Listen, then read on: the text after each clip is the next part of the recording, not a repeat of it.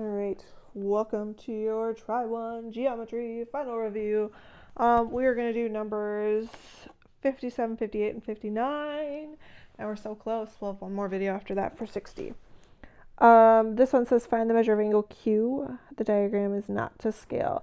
The first thing I notice is that we know that these two lines are parallel, and we have this line that cuts through them. So all of our fabulous angle pair relationships are going to come into play. I know that 47 and this angle here are corresponding angles, so this one is also going to be 47. I also know that 77 and R are vertical angles, so this one's going to be 77. Then I noticed that Q, my 77-degree angle, and my 47-degree angle all form a straight line. So I know if I do Q plus 77 plus 47, it should equal 180. We're going to solve for angle Q. So I know angle Q plus 77 plus 47.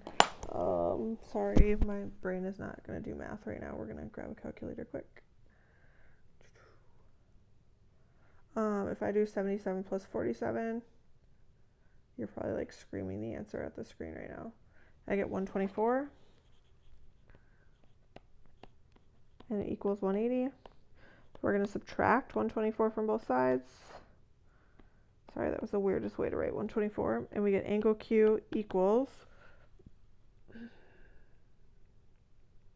56. And that would be your final answer. All right, 58 says the expressions in the figure below represent the measures of two angles. Find the value of x. F is parallel to G. So I know these two are parallel. That means that these two angles here are same side interior angles. And remember, we know same side interior angles, they add to 180. So I know that 7x plus 2x plus 36 equals 180.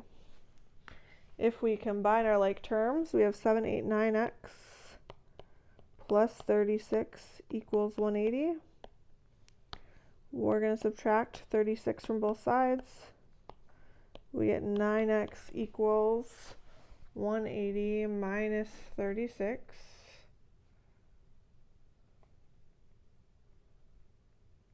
Which is 144. We're going to divide that by 9. And we get x equals